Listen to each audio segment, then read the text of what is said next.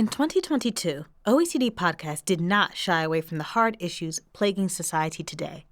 Misinformation, domestic violence, and burnout are only a few of the topics discussed this year with a variety of experts. I'm Allison Davis, executive producer of OECD Podcasts. Let's take a listen to some of the best podcast interviews done this year that you may have missed.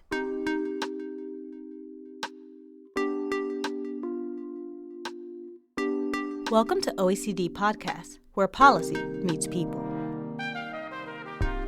For some people, their only safe place is their place of employment.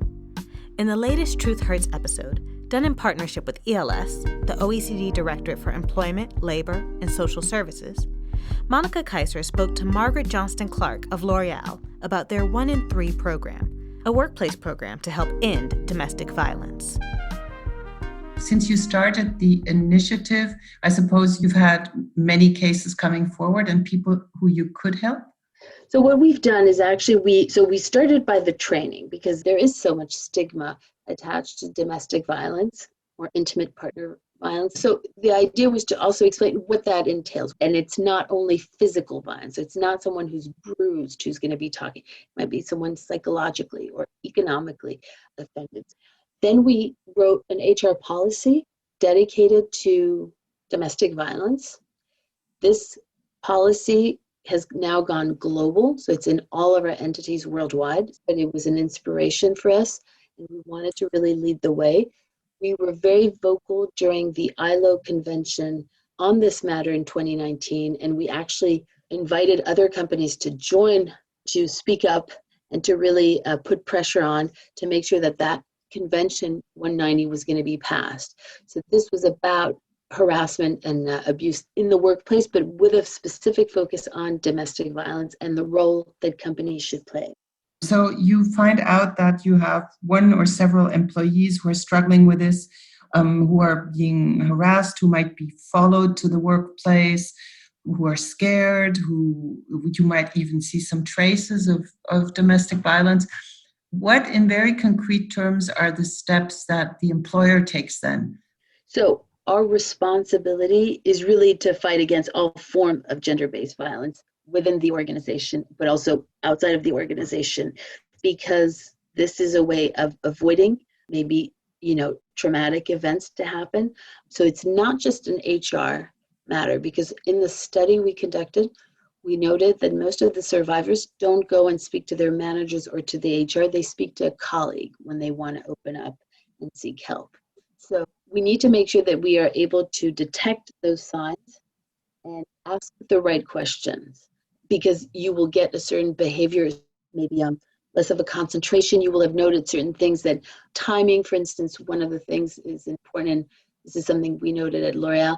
There were after-hour drinks and people getting together. Most of the survivors tend to have to leave at a very specific time. They would miss all that. So what happens is also they often get isolated from their own teams because they're on a very kind of strict regimen. So our responsibility is basically to spot or at least be in tune when someone doesn't seem to be going well, to ask the right questions in case they are a survivor. And then the question is making sure that they understand that this is a safe space and that they can disclose and speak freely. The most difficult part is when the survivor decides to leave their partner or ex-partner. That's where a company can actually jump in and offer maybe housing, temporary housing, help for daycare. Like in our case, we work with different daycare centers for young children, maybe finding a spot for a young mother. So this is where we can, giving time off, enabling the person to go and see an attorney or seek help. And then obviously, as I said before, orient towards the right NGO. That's about as much as we can actually offer, really.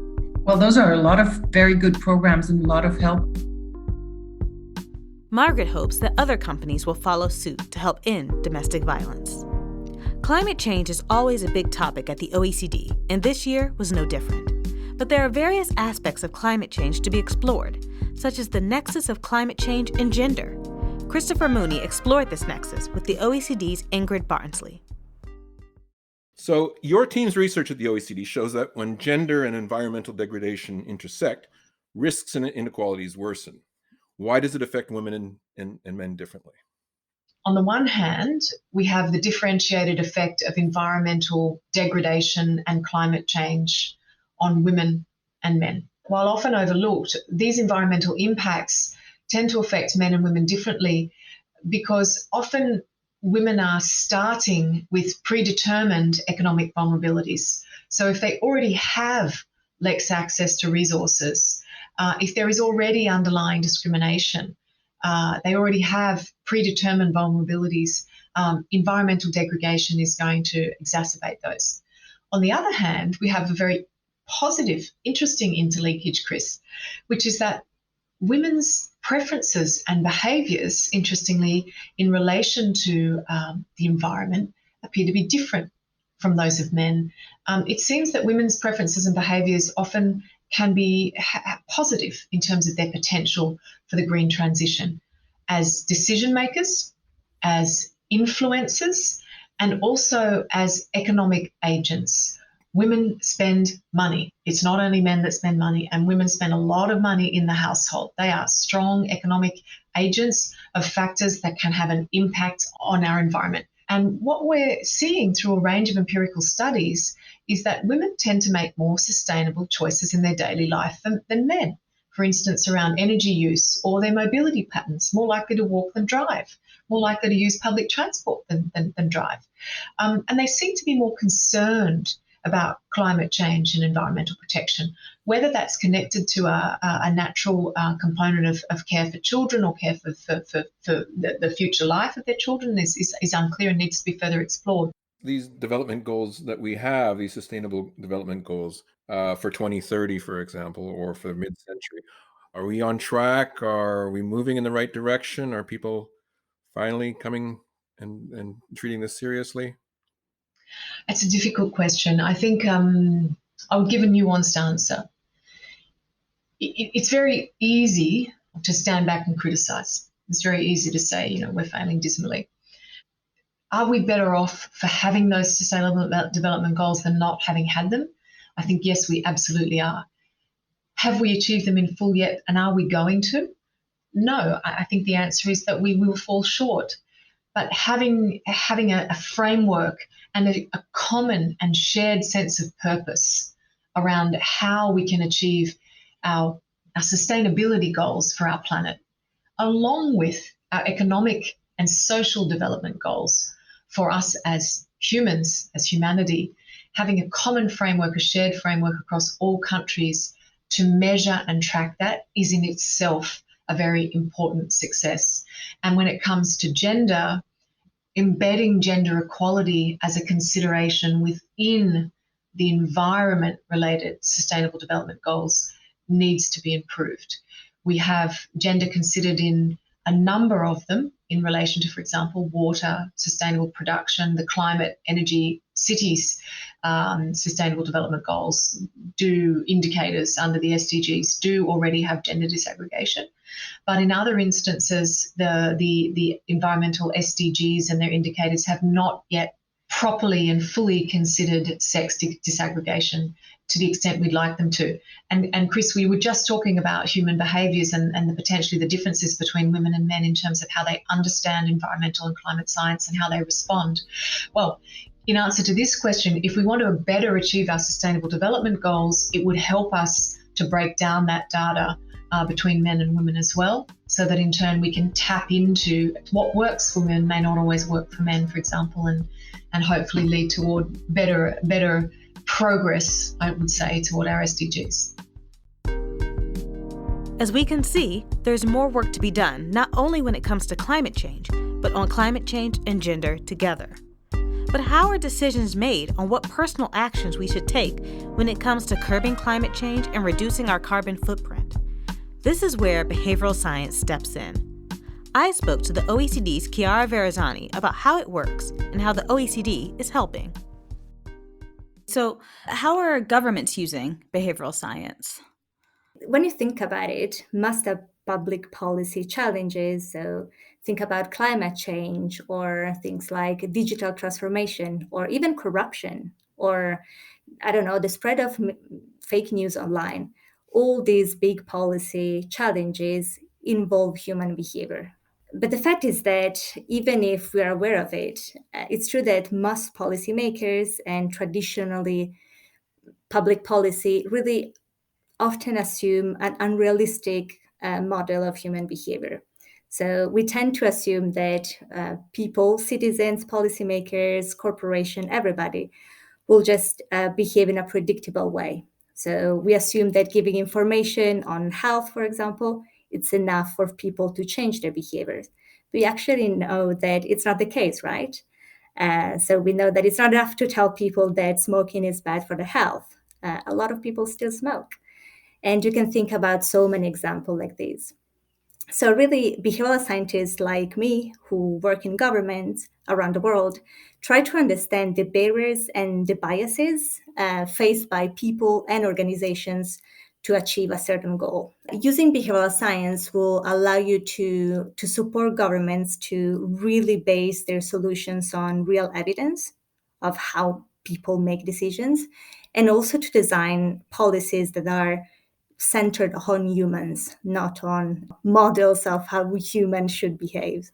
Do you have examples of how behavioral science has impacted policymaking? Yes, of course. So the use of behavioral science in public policy is quite recent. One of the first projects of applied behavioral science was trying to get people who were late in paying their taxes to pay their taxes on time. And so they basically sent letters to citizens who were late in paying their taxes. And they did an experiment in which they will send different letters to different people. They tried to add one single sentence to one of these letters, saying that the large majority of people in a neighborhood, for example, they pay taxes on time. And this is a very simple, like 101 behavioral science technique using peer pressure or social norms. And so this simple letter, in only 1 year, they were able to increase the revenue of taxation by £200 million just by sending this single letter. The OECD has a repository of behavioral science projects. You lead this program. Can you tell us a bit more about it? The idea of this repository is to really be a knowledge hub for behavioral science as applied to public policy. So the first functionality is to have a repository of projects led by behavioral scientists or behavioral science specialists in public policy.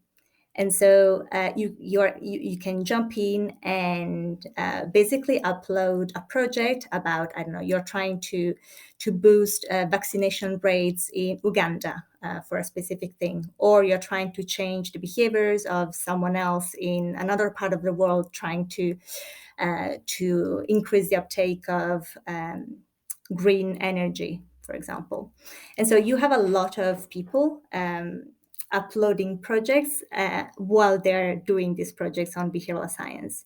And for someone who is not part of kind of the behavioral science community, I hope that it will be a great space, because you can actually use it almost as a review tool. So you can, it's free, so you don't need to log in or anything.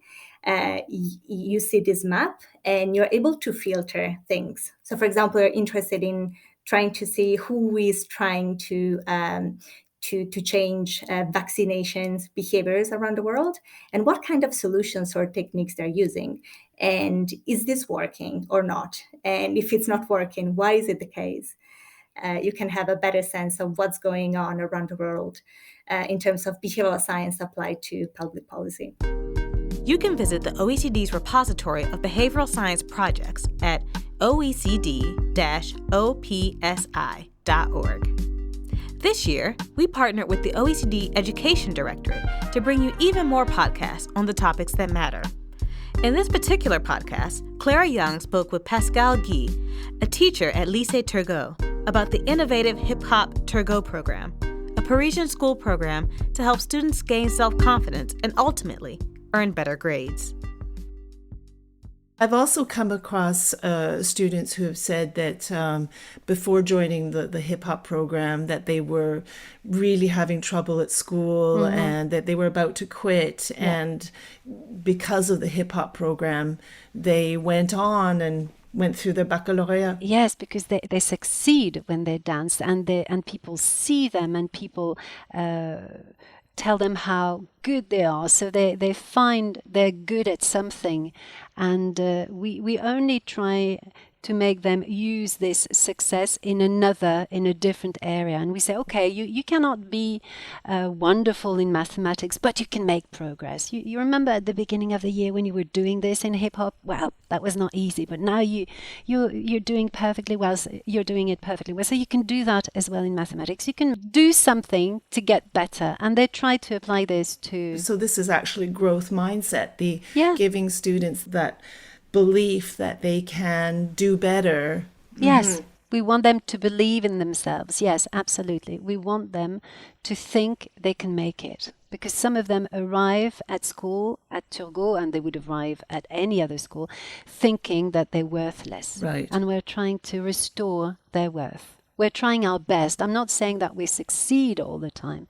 It takes an awful lot of time. We go to great length to achieve this, but we do. And I think they feel more determined at the end, and they have more self-worth. Because determination, that word in the French slang, they say déter. Déter. That seems to come up a lot. Yes, it does. With the students. And is that something that the kids come into with the program already? That's part of their character? Or is it also something that the program helps them develop? Oh, I think it really depends on the kids. Some of them join the program and they're very determined. Hip hop is their life, really. So they want to, they do everything they can to get better and to participate in all the events and to share, etc. Others are not that determined, and it builds up. And I think this is where David is excellent.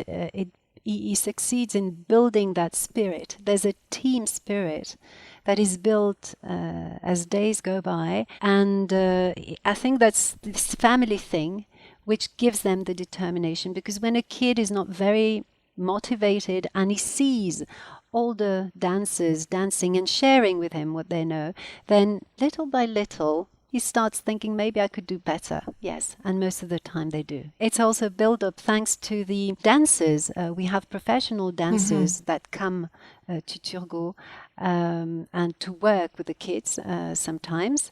Not very often, because we don't have a lot of money to pay them. So it's thanks to the Paris Education Authority that we can pay for those people. But they are hip-hop dancers, and of course this is very motivating for them, having professional dancers in front of them. So what I'm hearing is that there's a lot of social and emotional support through this program for these students, and that's such a tricky age. It's quite a fragile time in most of our lives at that age, and that just makes me think of the OECD did an international survey on social and emotional skills. It was of 10-year-olds and 15-year-olds that we did in 2020. Yes. And the survey did find that they become much more vulnerable when they turn 15. So this program seems to be very important in providing that support. As Clara showed us, there are many ways to support students, including through breakdancing. This fall, the OECD Director for Public Governance held a Building Trust and Reinforcing Democracy Ministerial in Luxembourg. They tackled many issues, including misinformation and disinformation. I spoke with Julio, Bacio, Torres on their impact on democracy. Indeed, technology has been, in this case, a double-edged sword.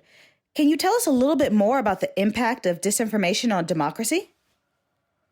I mean, in concrete, what I mean here is the amplification of mis and disinformation can convince people to believe things that are not true. And this can be especially harmful if focused on demonizing political opponents, in distorting policy debates, or undermining democratic institutions. Broadly, the spread of what we call fake news or disinformation makes it more difficult to access timely and accurate information for people. So it can undermine the people's willingness and ability to engage in democratic life, and down the line, the ability of society to forge consensus. So unfortunately, I think we are already evidencing this in most societies around the globe. So building on what you just said, it sounds like responding to disinformation needs a systemic approach. What is the OECD's contribution to this?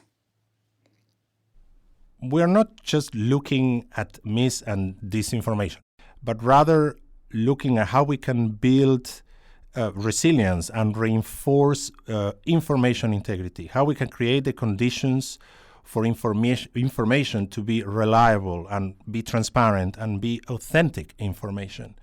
So supporting information integrity, and more specifically counteracting the threat posed by mis and disinformation, is a system-wide problem. This is what we mean by systemic approach. They will require governments to pursue a systemic and a whole-of-society approach, much beyond just working with social media companies. This is what we call this systemic response, that would be about first building and creating the capacities across the whole of society for citizens themselves to identify disinformation and act upon it, but also establishing the needed government architecture to deal with this challenge, which is in many ways new, and that's why governments need to adapt and create the mechanisms internally within government to address this challenge, and to take the specific measures or adopt the policies that will correct what I will call disinformation distortions, or distortions to this information integrity. We also published a podcast in July about digital literacy and disinformation. I invite you to take a listen. Tourism took a huge hit during the height of the COVID-19 pandemic, but things are on the upswing. Jane Stacy spoke with Sergio Gueirrero, chair of the OECD Tourism Committee, about what we can expect in the future. And there's been a lot of talk since the start of the crisis, a lot of focus on using this disruption to really rethink about the kind of tourism we want in the future, really thinking about how we go forwards, not backwards, and avoid a return to many of the issues and challenges that we had with the pressure in the environment, local communities before the crisis. And also you mentioned the issue of sustainability, and tourism has its part to play in climate action and meeting net zero targets. It sounds like you're quite optimistic that this transformation agenda is being seized within the sector, and we are moving. Do you see areas where more can be done, and so that we keep this momentum on these longer term, the sustainability agenda, on being better prepared for future shocks also? Absolutely. What I was just saying. First, the fact that sustainability didn't get out of the priorities agenda of countries, it's absolutely critical, and I think also COVID brought another thing. The discussion on sustainability practices has been built, and I think in the right way, as a supply-driven agenda, because typically it was governments pushing for or industry pushing for transformation, but also this is becoming part of the agenda of demand. Demand is starting to take this into consideration. And here in Portugal, we've set our strategy in 2017, putting sustainability at the core, establishing ambitious goals in terms of economic, social, and environmental practices. And I'm quite happy to see, and we've been discussing this in the committee, and then I think tourism trends and policies will also show that several countries actually shifted their policies towards sustainability. I could mention Switzerland, I could mention Slovenia, I can mention the recent national tourism strategy from the US. I can even mention, and I think very important one also, the EU transition path that the European Commission launched. All of these are building blocks that take the general model of development of tourism towards new values. And also the industries is taking this very seriously. If you look at the main hotel chains in the world, all of them have very aggressive and very complete and comprehensive sustainability reports. So it's not something that it's a buzzword. It's something that actually is making their way into the model of the industry. Sergio, this is the OECD, so we can't end the discussion without speaking about data, a topic which I know is close to your heart also. A big challenge during the crisis has been to have the data and information needed to make decisions, and governments and businesses are increasingly turning to new data sources to help fill these gaps. How do you see the use of these new data sources to support the recovery, and what exciting innovations maybe lie ahead for us? I think COVID, from that point of view, and probably one of the only positive consequences of that is data become needed, and like never before, everyone was looking for data and asking what's going to happen, and now it's also the case. So I believe that this transformation of perception of the value of data for decision making is here to stay. And this means for us that first we have one agenda that we have to build, and I believe OECD has a role to play there, which is strengthening the tourism statistics system, so improving the quality of the statistics available, but at the same time the need to explore new sources of data that are out there and quite useful to actually help us on this side. And I was thinking about mobile data became, I would say, very common in terms of the use. I think information from bank cards, debit cards, and credit cards are also very, very, very important. Airlines data for us in Portugal, it became, I would say, the most important tool to understand the future, because there's where people will go in the first place. And I believe these tools are useful for two important blocks of our agenda. One is competitiveness, that's what we're talking about, but at the same time also very useful to sustainability, to manage destinations, to understand where constraints are, when constraints are, and where specifically they are, and so we can actually act. Thank you for listening to OECD Podcasts. I hope you've enjoyed this look back at some of 2022's podcasts and will join us as we bring you more episodes in 2023. Don't forget to like, subscribe, and share on your preferred podcast platform. To listen to other OECD podcasts, find us on iTunes, Spotify, Google Podcasts, and SoundCloud.com/OECD.